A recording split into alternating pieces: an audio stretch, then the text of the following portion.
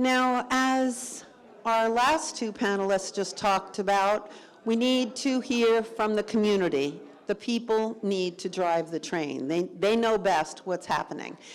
So I'm very pleased to announce this next panel: Alan Minsky, Ann Miskey, Carroll Fife, and Larry Gross.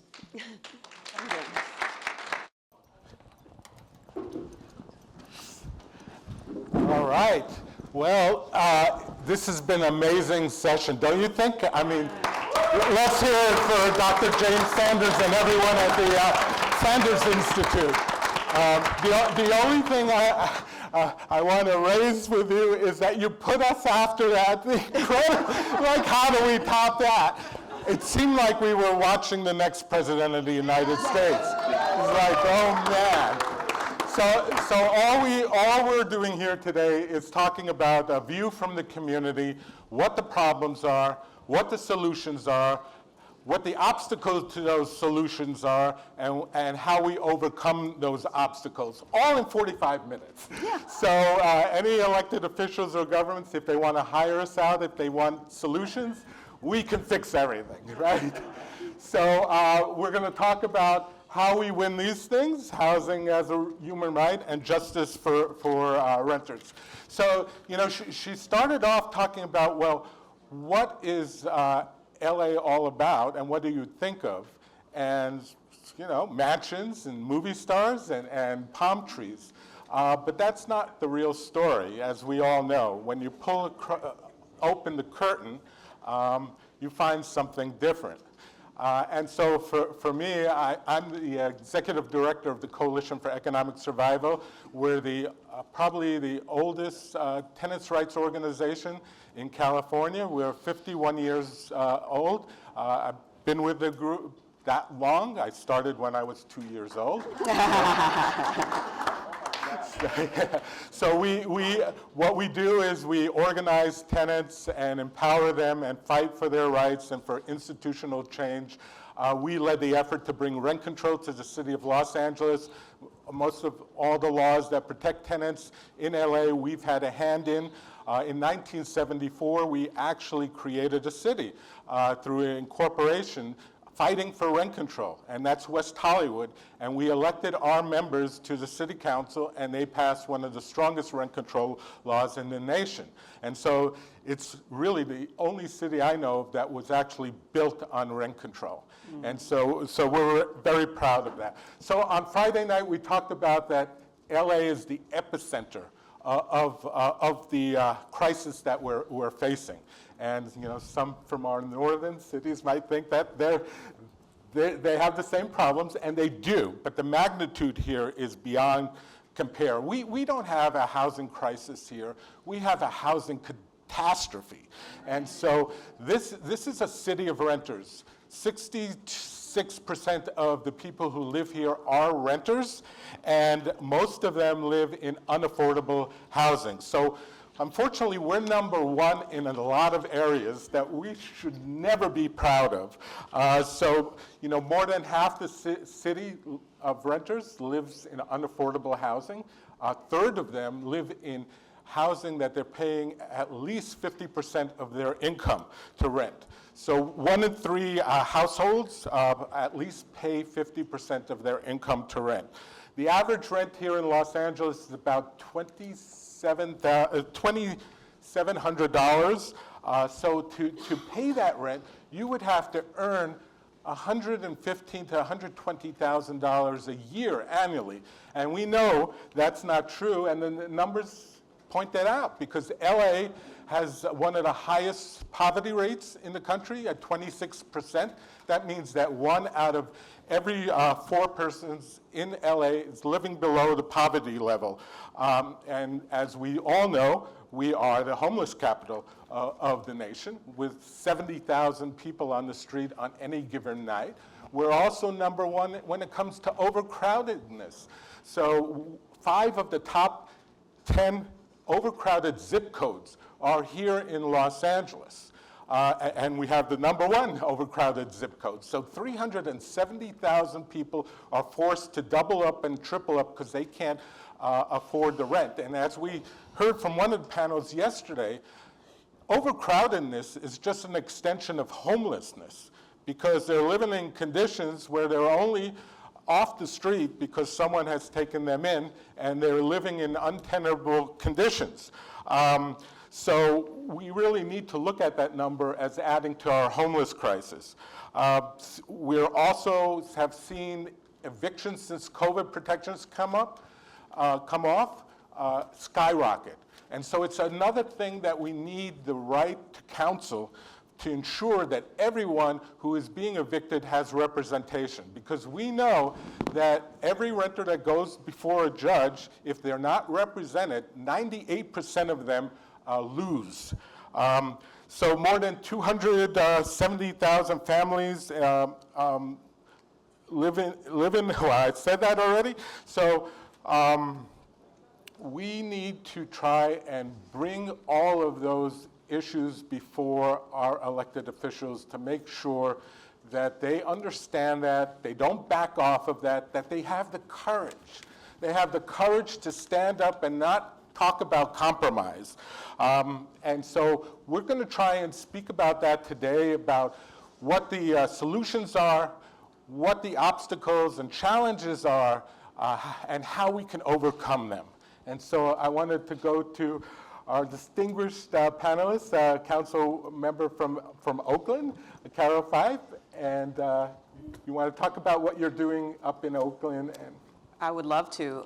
First of all, thank you all for this opportunity to be here. I was elated, and I'm like, did they invite me on purpose? Like, I was so honored, because I haven't been in conversation with the Sanders Institute or the senator since I was a delegate. I was a delegate in 2016 and 2020, and the energy of those times were electric.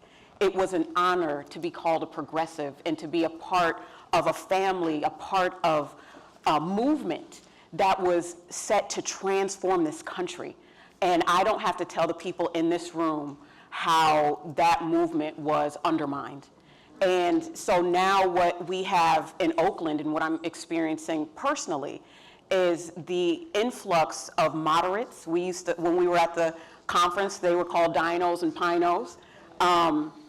But now we also have individuals, I'm not going to talk about who said it while we were here this weekend, but claim that they were progressive, but have some of the most regressive policies and actions that California has seen. Let's just call it what it is. And in the words of Nina Turner, I'm a hell-raising humanitarian. So I'm going to tell it like it is. And so in order for us to get to the point where we need to get, we have to be honest. And I was waiting for a question and answer period. I'm not going to get into that. I'm not going to get into it. But what I will say is that right now, because we have not defined what it means to be a progressive, anyone can say that they are. It is still polling very high in the city of Oakland, in Alameda County, where I'm an elected official, but there is such an effort at play to undermine and to take that word progressive and make it a pejorative, and we have got to do our work with a narrative shift, but also changing the energy of the people. People are disenchanted right now. People are looking for a political home because they don't feel like either party has given them what they need to thrive in this country. And we can just look at the housing catastrophe in California and say, you know, they're right. People are right. Where wages have not kept pace with inflation over the last several decades. And people are wondering, if we live in a land of opportunity, why do I feel this way? I'm an elected official in Oakland, California. I was an activist and organizer. They try to use that as a pejorative too. But I had the people at my back. So the things that I've achieved are not because of me at all. It is not me, it is us. And I come from a city that has some of the best organizers in the world. I stand on the shoulders of the Black Panther Party. I am the secretary for the Black Panther Party Cubs under the leadership of Mama Akua and Jerry and Chairman Fred Hampton Jr. But I'm also affiliated with the Community Ready Corps, who is doing that work today of cleaning up communities and giving resources to people who have given up on us. When I say us, I'm talking about myself as an elected official, because they don't feel like government is delivering for them.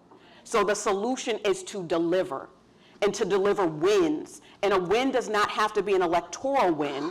A win can just be like, how are you going to fill the potholes on my street?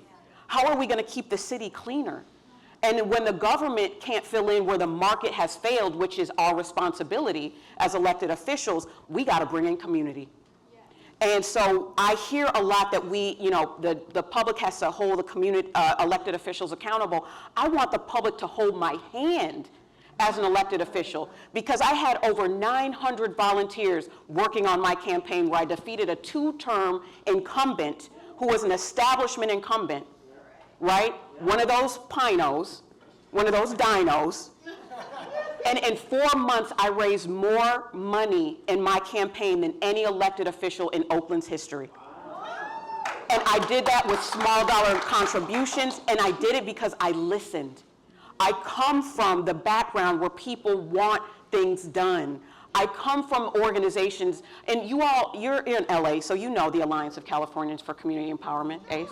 I was the Oakland director for 4 years, for ACE, Oakland. Mm-hmm. But I was also the woman who brought together all of the mothers who took over that home in West Oakland, because we would not allow Wedgwood, a serial house flipper, to take hold and to hold that house that they'd had empty in the city of Oakland for 2 years. Yes. We would not allow them to hold that house. Yes. And when we took it over, someone mentioned to me earlier, did you see the biopic of Whitney Houston? And I was like, oh, I'm gonna mention that.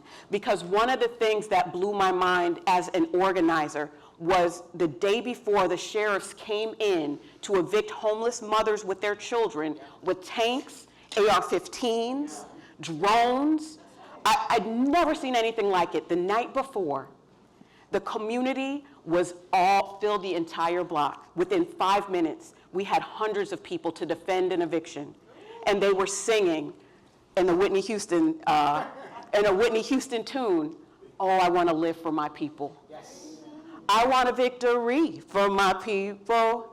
Oh, I want to live for my people, because they love and protect me. So I'm trying not to cry, because that is the power. The power is always with the people. We've got to listen, we've got to educate, and we've got to organize. That is the solution. So once again, a win does not have to be an electoral win. A win is listening to the needs of the people when they say, I'm going to take my life if I don't find housing.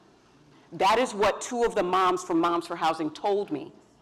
And so when a woman has 4 children and is saying, I'm going to take my life if I don't find housing, it is my responsibility to say no. And I'm going to do everything in my power to make sure you are housed, not just for you, but for everybody in this city. That is my goal. That is our charge, to listen and act. Dr. Minister Huey P. Newton said, power is the ability to define phenomenon and make it act in a desired manner. We've got to make it act. And like Nina Turner says, only everything that we love is on the line. Thank you.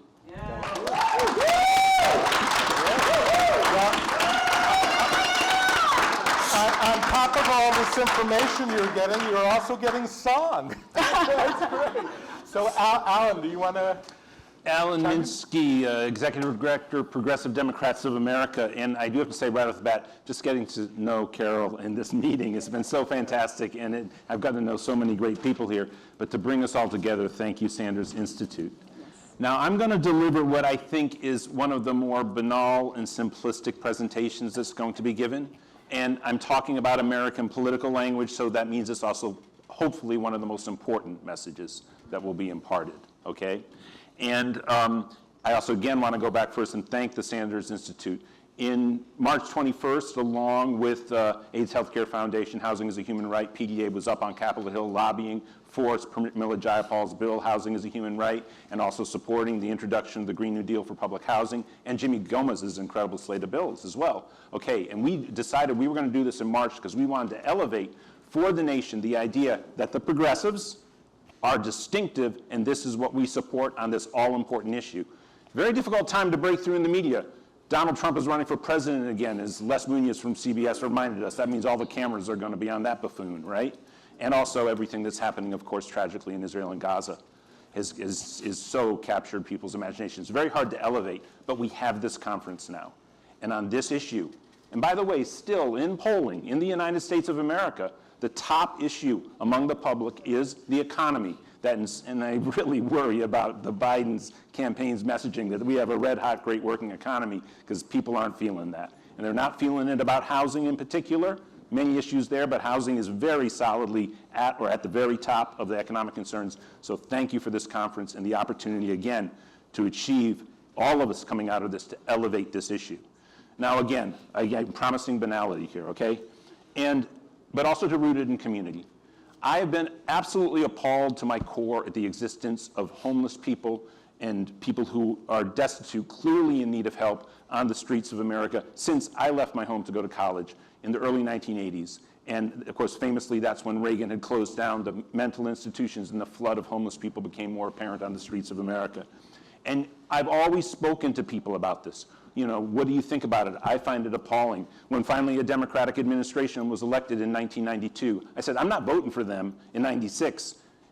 And you know, I'm a tactical voter at the end of the day, but I didn't have to worry about that in 96. And I didn't vote for Bill Clinton because the homeless situation was not resolved, even though you finally had a Democrat. And there's a lot that went in the other direction with the Clinton administration.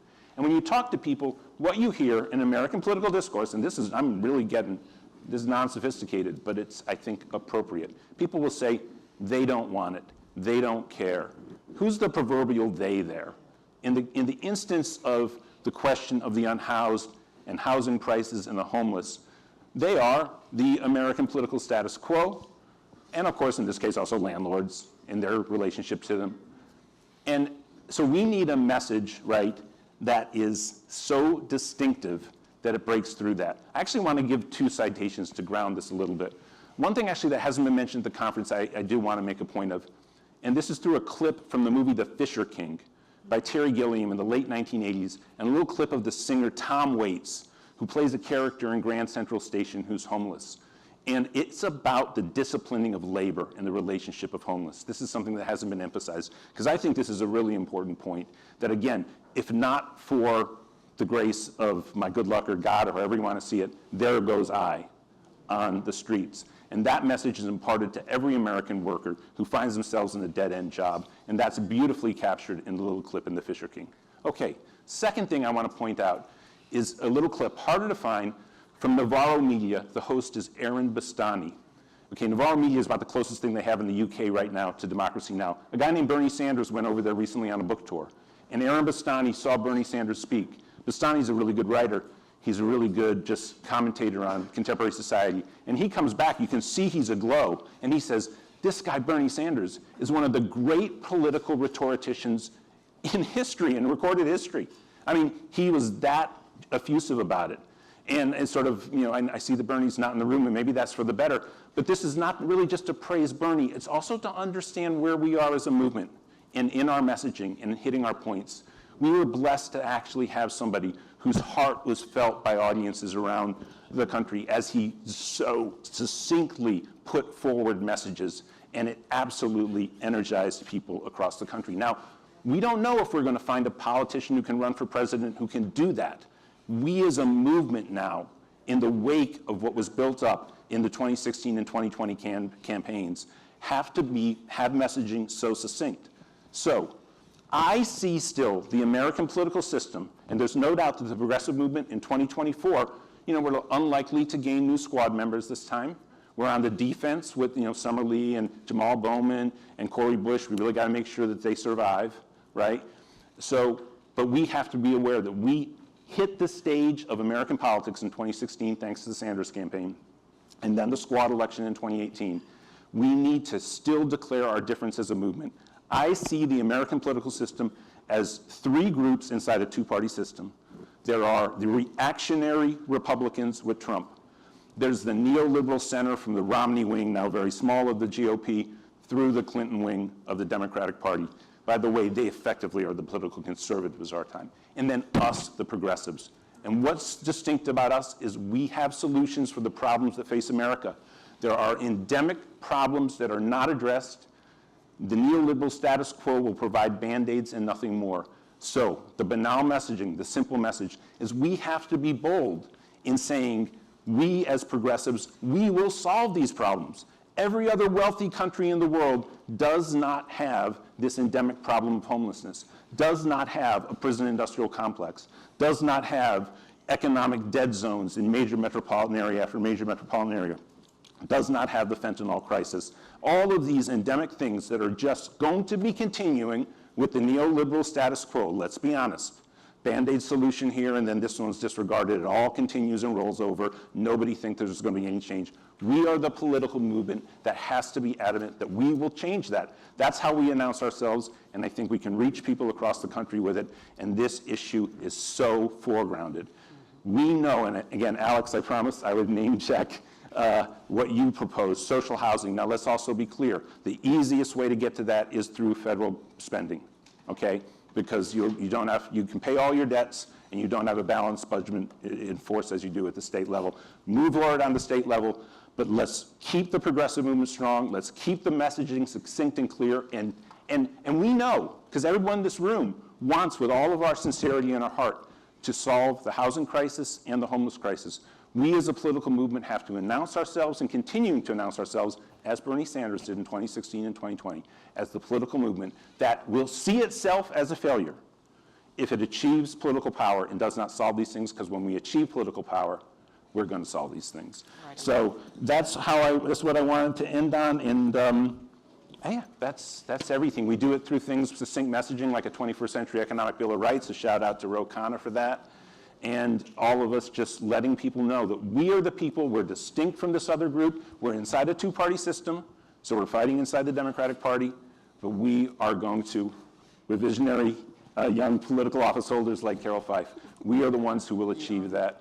And there we go. How's that for banality, simplicity, and importance?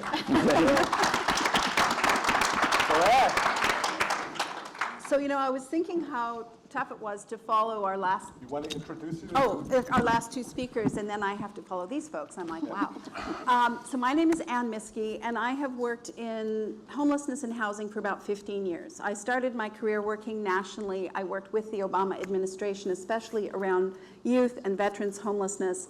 But I also traveled the country working with communities in almost all states. I think I missed Alaska. And about housing and homelessness and how do you create systems that effectively end homelessness for people. Then one day I was walking to work and a gentleman stopped in front of me and he put out his hand and said, "Help the homeless."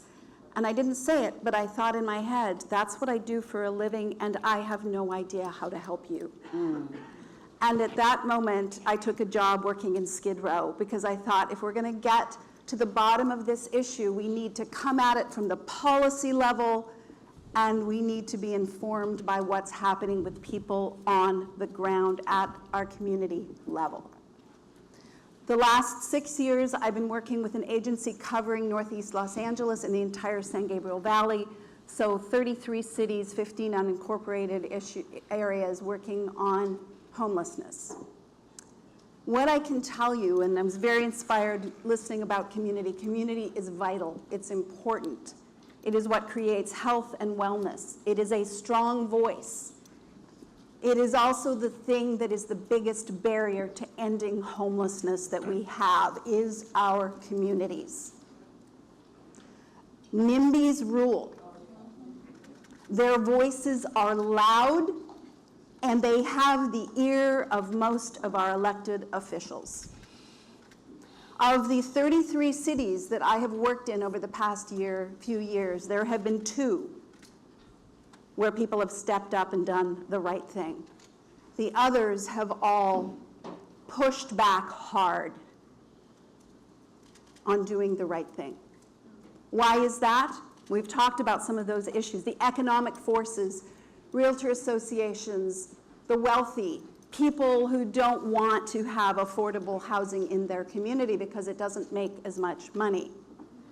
Then we have absolute racism and discrimination that's existed for 400 years in this country, and in some cases has become more subtle, although it's certainly become less subtle over the last few years, but it still exists in community. We don't want those people in our community. And finally, and probably the biggest issue of all, is fear. Because the narrative has made those people experiencing homelessness, as the problem and the reason we have homelessness. We've had 3 periods of homelessness in this country: Civil War, the Depression, and what I call, thank you, father of homelessness, Reagan, from the 1980s. In every case, the first 2 cases were because of jobs, not because of housing. But in every case, what you quickly saw was the narrative switch from what are the policies that are creating this, or the lack of policy, what are elected officials doing, what are governments doing, to what are those people doing? It's either their fault, their weakness, or their choice that is causing homelessness. Because God knows 650,000 people in this country woke up one day and said, I want to sleep under an underpass, pee in a gutter, not have a regular meal, and be fearful of my life. It's ridiculous, and yet that's what people believe. That's what our communities believe, and that these are bad people or they are sick people. Now, when you look at, again, homelessness for the first couple of decades after, again, Reagan in the early 80s, the response was the 3 hots in a cot. How do you make people more comfortable in their homelessness? And then there was a revolution. It was really complex and hard to figure out, but somebody finally figured out that the solution to homelessness was, wait for it, folks, a home. Okay, you have a home, you're not homeless. Pretty simple, pretty obvious. We need housing. But the narrative continues to be co-opted that it's not about housing. What is it? Mental health and drugs. And it's, again, now, do people experiencing homelessness suffer from mental health issues? Of course. Do we need better mental health in this country? Yes. It is not the cause of homelessness. It is not. And Alan, you said something which is a common perception, which I actually used to talk about and believe. Closing of the mental institutions did not result in people with mental illness on the streets. It did not. That is a myth, which again, I believed for many years. Evidence has shown that there was a 10-year gap between the closing of the last mental institution and the rise of homelessness. What was it? The cost of housing. People went from mental institutions into SROs or went home, but you make $1,200 a month. What housing can you afford if that's your total income? We have to stop buying into the narrative that it is mental health and drugs that are the cause of homelessness. Right. We have to be united that it is housing. That's right. If people have a home, however sick they are, say it, they will do well.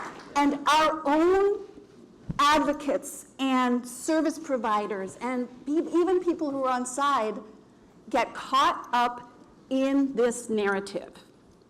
I was talking to my colleague here. We work in the San Gabriel Valley together.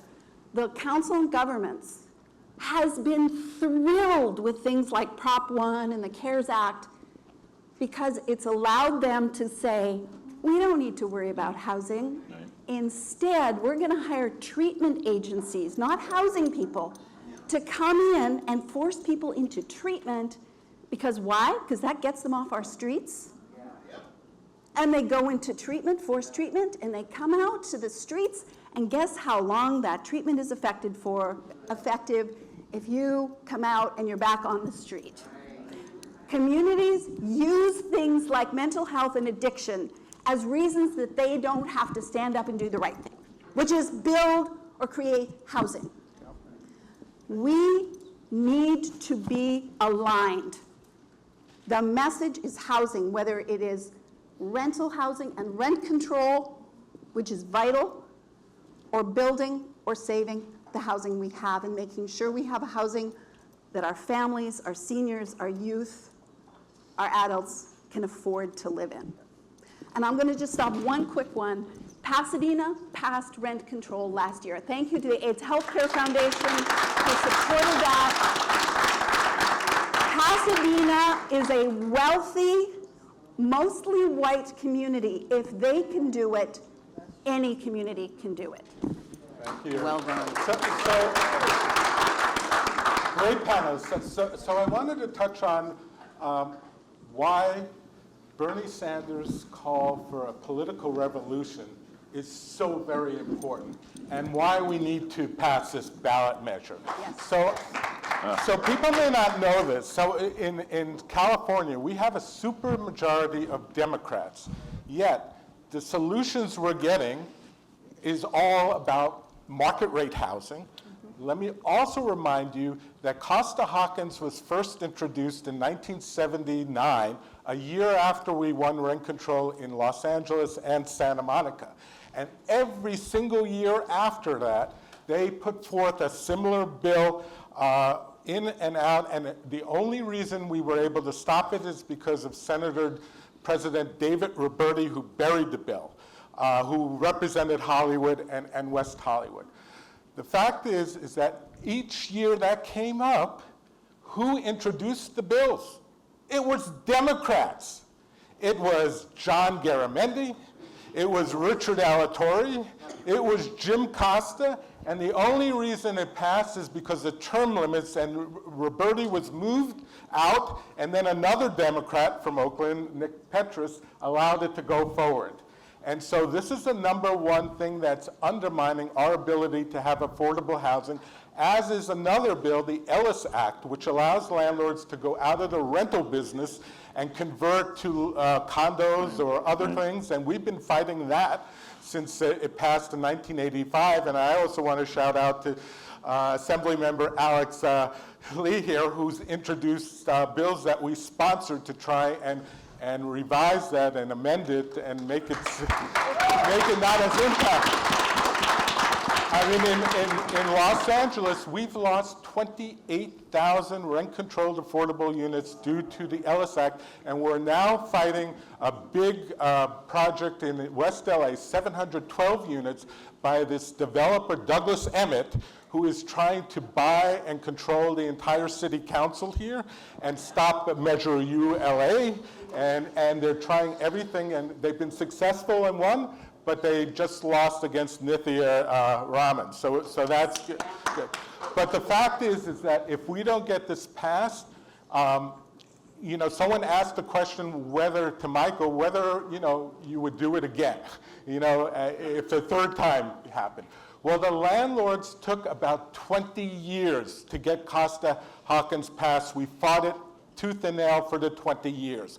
So however long it damn takes, we need to get this thing passed, and hopefully this is the year that we pass it. So my question in our short time is to our panelists, given the fact that we're dealing with Democrats, these are not Republicans, right? How do we organize the community to fight for the political revolution and hold these Democrats accountable, because they sure are not accountable to the community they serve right now? Well, I think my answer is obvious to that. Again, the distinction, and we have to maintain the distinction. We have the trick of being in a two-party system. You know, for people who don't know, at the federal level, there's been one non-Democrat or Republican who's been elected who's a member of a party other than the Republican or Democratic Party. There are independents. There happens to be one whose name is up here, right, who gets elected, but not as a non-Democrat or Republican. And so the Republican Party and the Democratic Party represent all the party elected officials in the federal government except for one since World War II. So don't be swayed by third-partyism. We are in a two-party system, and within that, we have to make a sharp distinction, a very sharp distinction between neoliberal Democrats and progressive Democrats. I would, if I could, I want to ask you, okay, this Justice for Renters cannot pass if Gavin Newsom is the face of the no campaign again.